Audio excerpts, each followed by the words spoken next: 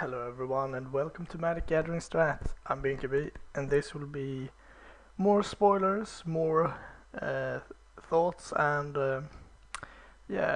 expectations of cards that are coming in the last set of Dragons of Tarkir. The set is obviously called Dragons of Tarkir and we have a reprint to start off with. Ultimate Price. 2 mana, destroy target monocolored creature. So this is something they've done over the recent sets and blocks. They have narrowed down everything. You don't have counter spells that just counters everything for 2 mana. You don't have removals that kills everything for 2 mana. Even though Doomblade didn't do that, it's close enough. Ultimate Price. I expected to see a fair bit of play anyway, but the downside of not being able to kill morphs or multicolored creatures is pretty large. I don't think you can jam 4, but 1 or 2 you could probably play. So a welcome addition to the standard card pool, but nothing to really make some somersaults or something about. We have a lot of spoils to talk about today, so we will be speeding up things today. Ultimate Price reprint, pretty sweet. Anticipate. Now, this is a card. I just love those kind of cards. So it's basically a smaller impulse. For 2 mana instant, you get to look at the top 3 cards and take 1 to your hand and the rest on the bottom of your library. I expect this card to push 2 colored control decks even further, because you should have a pretty good idea of what you're playing against on turn 2. So at the end of their turn 2, you can play an Anticipate and look for whatever you want, a Dissipate or Hero's Downfall or Banishing Light or whatever it is you're looking for. But that requires you to have a pretty high amount of comes into play untapped lands, and that's why I expect this to be one of the reasons to play 2 color control decks. Could even work in mid-range and I guess aggressive decks too. It's obviously also pretty good as a combo enabler, and yeah, so I think it will see a pretty huge amount of play actually. Blue in standard is so nice right now with Dig Through Time and Treasure Cruise that Anticipate just fits right into that. And it's obviously also a good card to draw late when you have like 8 or 9 lands in play, and you can draw this and get things smoothened out significantly. So a big thumbs up to this card. I really like it, and I will be trying to play as many of those as I can. Moving on to Uyutai's Exemplars. The new Etherling, some have called it. I'm not really on that note, but one of the big things, especially for the control decks, is the ability to gain life. If you are facing an aggressive deck and you go down to 9 life, for example, you're probably 3 burn spells away from dying, and then you can easily count how many counter spells do I have.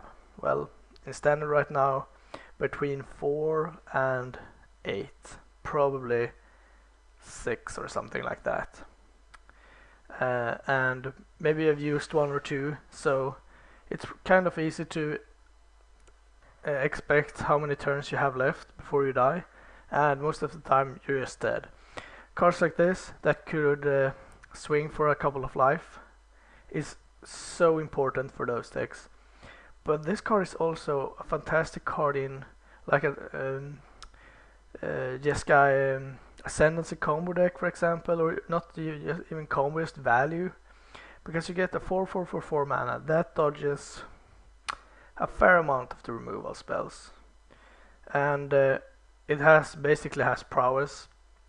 and you get to tap something, you get to give it first strike and lifelink, or you get to blink it. So if you get to untap with this, you could protect it from removal spells, you could win combat, swing for a lot of life points, and either defend with the tap ability. This doesn't have to be untapped to do that, so it's just a lot of good things on one card, and I expect this to see a lot of play actually. It could be that like turn 2 Soulfire Grandmaster into turn 3 Monastery Mentor into turn 4 with this will be one of the most common play sequences in Standard, so really like this card. Dragon Lord's Prerogative. Prerogative. I don't even know what to call it. It's drawing 4 cards for 6 mana. That's all we need to know. It has a small upside. If you can reveal a dragon, it can't be countered.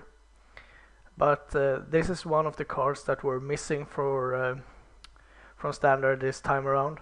We had sorcery speed in Treasure Cruise. We had the instant kind of card selection in Dig Through Time, but drawing 1 extra card is not that big swing you want.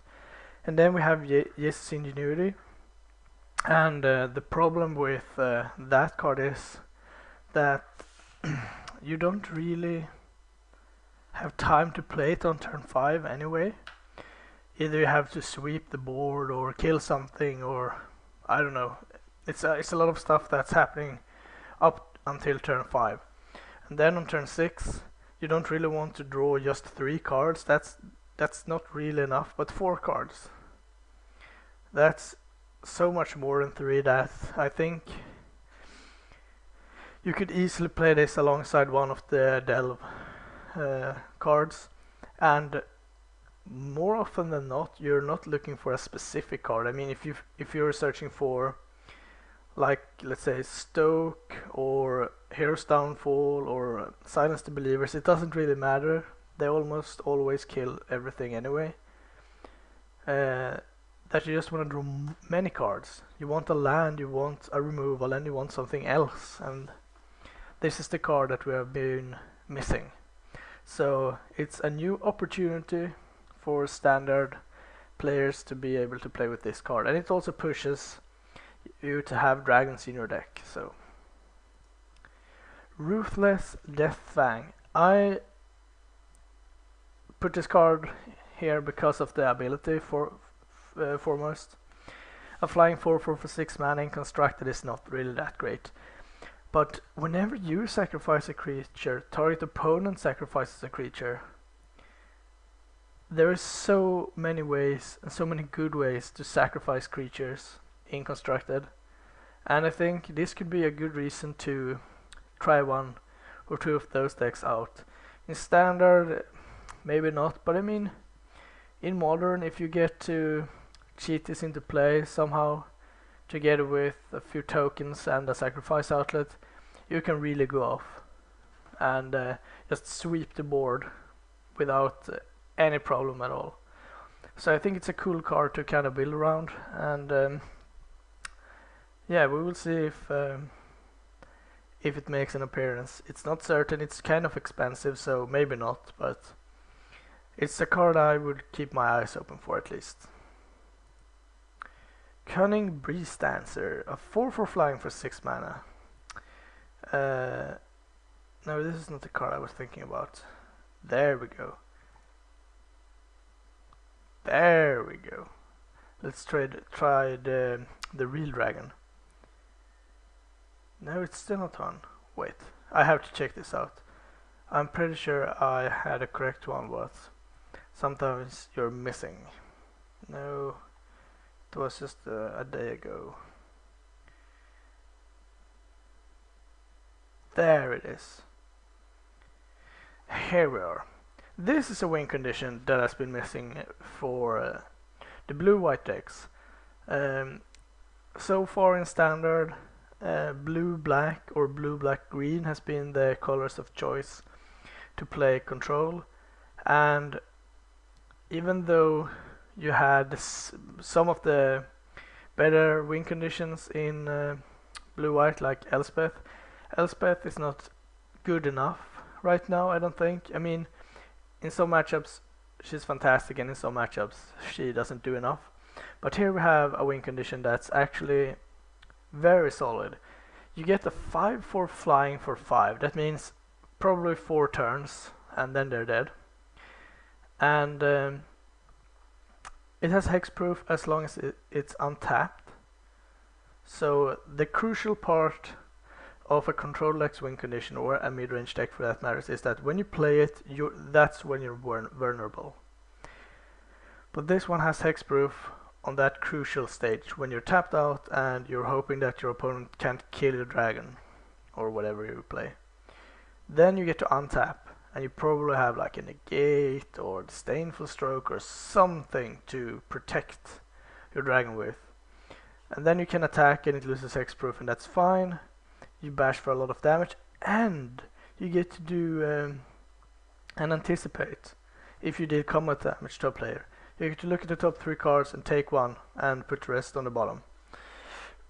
That is exactly the win condition you want. It fuels your hand. It's so easy to get ahead with a control deck, and with this dragon it should remain easy to be ahead. So I'm really interested in just playing straight up blue-white control in standard, like this. The counter spells, dig through times, anticipate. The only thing that's really lacking is removals, so we have to look at that. But maybe we just play Esper control or something. I could also see this be pretty reasonable in like the Jeskai decks, even the more aggressive ones, because when you play this and it resolves, it's really easy for you to prevent it from dying, just as with the control decks. You play this, they keep a removal up, you attack and negate whatever they do, and then you should just win the game. So a solid card, I like it. Sarkan Unbroken. So Rug Planeswalker or Teamer, whatever you prefer. 5 mana is 1 mana too much for the most part, but it could be okay. Depends on the abilities, but they have to be very good for 5 mana to work in the Eternal formats. 4 loyalty. It survives Lightning Bolt, so that's good. In standard it even survives Stoke the Flames, so that's always a bonus. +1, draw a card and then add 1 mana of any color to your mana pool. So it replaces itself immediately, which is a big part of a card being good. Then it has 5 loyalty, which is a lot, like that. So the first turn it should survive, and then you get to ramp with it, which is not always that relevant, but I think in those colors it could be a very deciding factor, because then you have a bigger chance of playing a big threat or something else to follow Sarkan up, and still keep mana up for a remand, or depending on the format you're playing. So that's nice. -2, put a 4/4 red dragon with flying onto the battlefield. So you can make one of those and then make one more next turn if Sarkan survives. Tokens are a bit vulnerable, but a 4/4 flying for 5 mana that still leaves Sarkan in play is a pretty big game. I really like this Planeswalker so far. I mean, just the 2 abilities alone seems reasonable. He is a win condition, he is card advantage, and he even fixes and ramps your mana a bit. It's really good. -8 is a Dragon Storm. Basically you get to search for any number of dragons and put them onto the battlefield. And turboing Sarkan out is not that hard, but getting him up to 8 mana and be able to untap with him again seems like a stretch. I wouldn't jam like 4 Garden Helikites and a few more dragons in my deck just to somehow get Sarkan to ultimate. I just don't think that's possible. So for the most part, that ultimate will be completely blank. So I don't know. Maybe he's good enough. Maybe he's not. I wouldn't be surprised to see 1 or 2 in every team or deck, at least as a start. Silumgar's command, 3 mana, blue black, instant. So far 5 mana is a lot, so it has to be really good here. So we got negate. That would be what's the newest one called? I don't remember, but it's like a whip flash or something. You get to bounce something, a boomerang.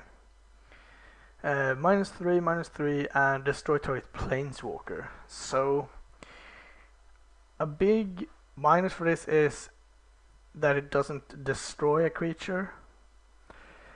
Destroying a planeswalker is nice. Killing something medium-sized or even almost small is okay. Bouncing something is okay, and a negate is obviously fine. But I'm not sure if this is a complete hit here. I'm struggling to come up with a scenario where I'm happy to do everything, or at least 2 things at the same time.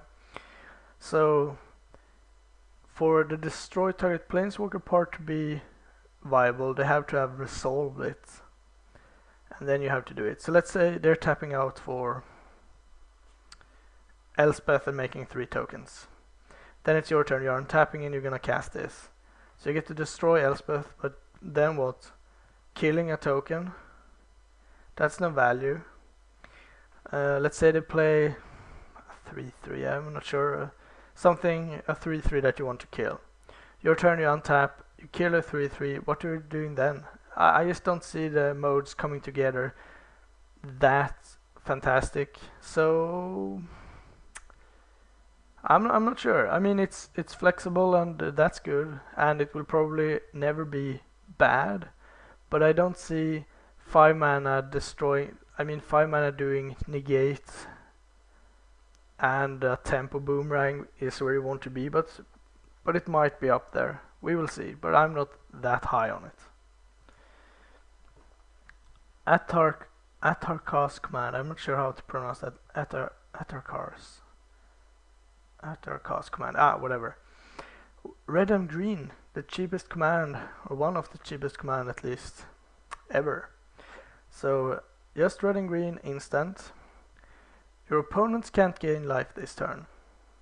Okay, so the bad end of the skull crack, but damage can be prevented. So okay, 3 damage to each opponent. Okay, so it goes around Leyline of Sanctity, for example. That's sweet. 3 damage for 2 mana is the minimum for a card, I think.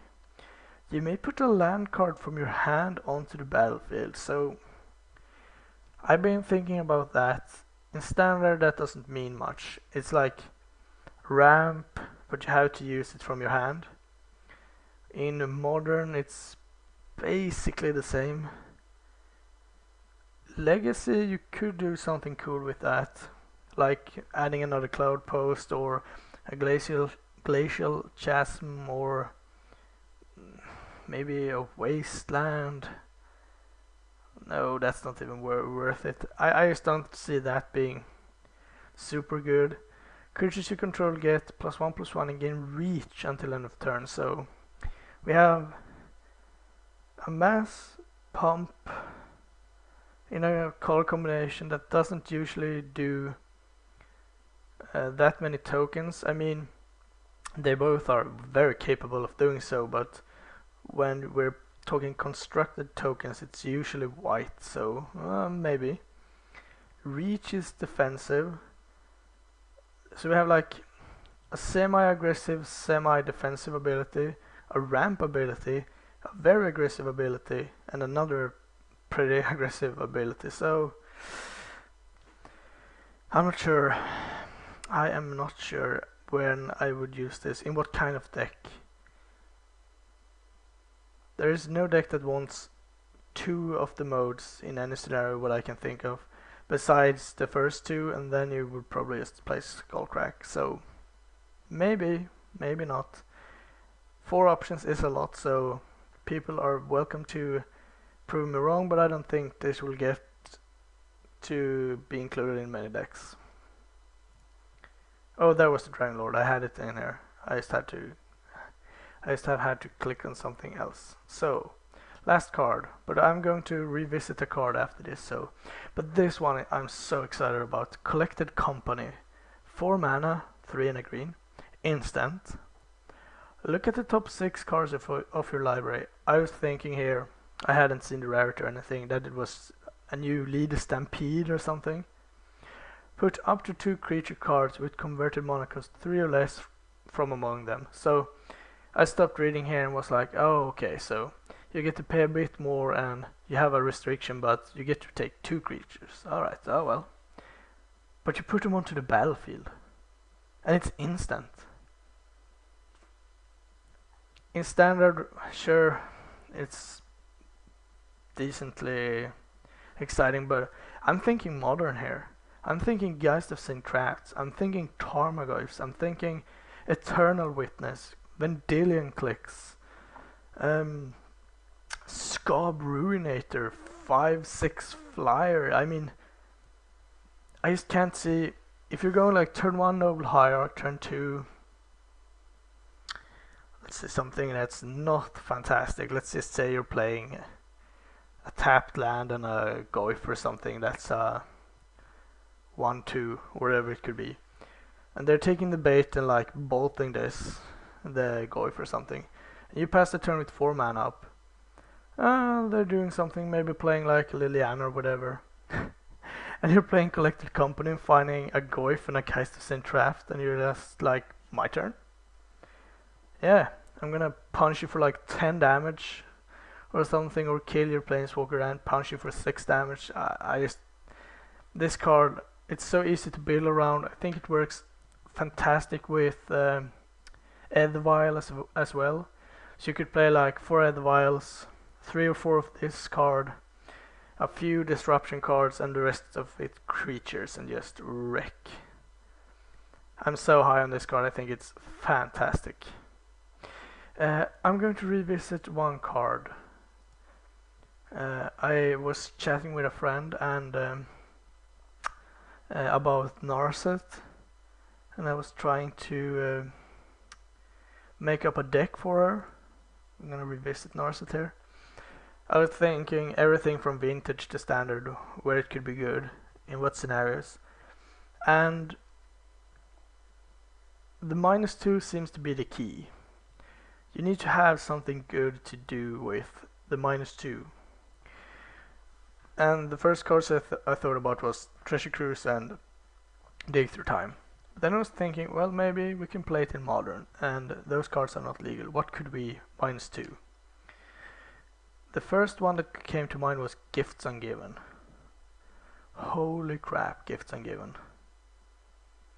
To be able to do 2 gifts, the first one could be this Big Threats and Burial Rights, and the second one could be the value gifts, where you're going for like Dispel, Pact of Negation, Spell Pierce, and I don't know what's it called, Disrupting Shoal or whatever. Just like getting your protection up. A Silence could be a thing. And then the next turn you can go off without a problem. And the best part is that you don't choose what to gifts for before gifts resolve. So even if they have if they have a counter spell, I guess it doesn't work. So but if they're tapped out, I guess you get gifts one anyway. So but that's just so fantastic, and that's just the gifts. But then I was thinking about another card, a card that I usually only play in Cube, but I know another friend of mine has played a version of the deck in Modern before. But I was thinking about Wildfire.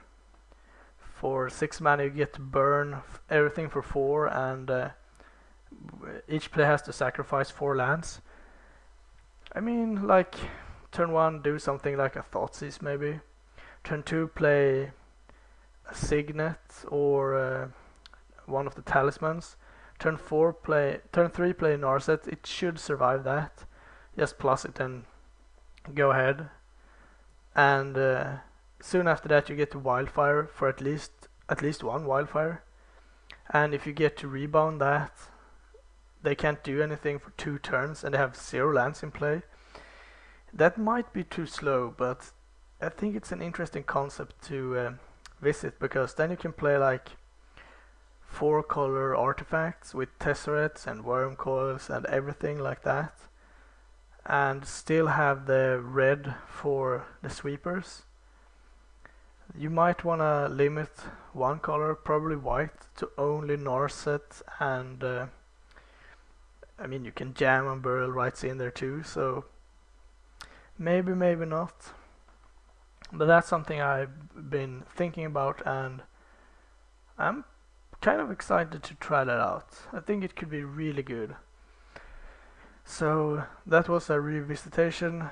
There's not much else to say besides that they have spoiled a few cards for Magic Origins, which will be the last core set, and it's easy to say when the card has been spoiled, but when they said that the Planeswalker Spark will ignite, I thought to myself, well, maybe they make like a creature Planeswalker flip card, and well, they did. They did in fact do Planeswalker creature flip cards, so maybe not the most bold of predictions, but I mean, Liliana, 2/3 lifelink for 3, not fantastic.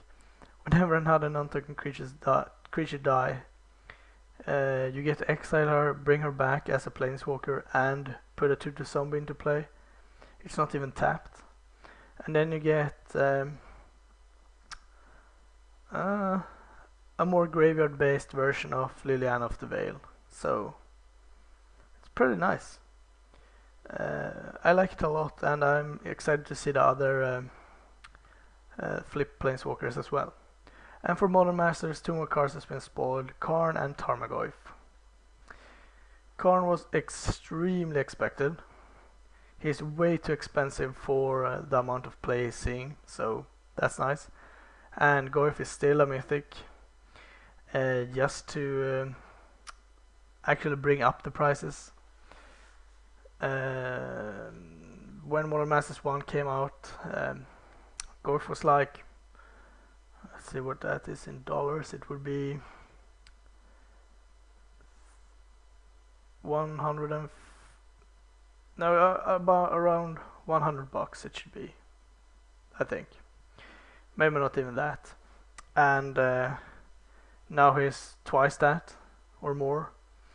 And the thing with this is that it's a set with where you get fewer boosters in each display or booster box, and they cost more than twice the amount of a normal booster box, and it's a mythic in this set. So I'm not sure, it's like 1 Goyf every 20th box or something, and when a person gets a Tarmogoyf, you need 3 more, so the price is skyrocketed, and Modern Masters 2 will be no exception. You will get a few more Goyfs into rotation, but 3 or 4 times the amount of new players, so the price will probably go up, will be my expectation. Yeah, so anyway, let's finish this off with a positive side note.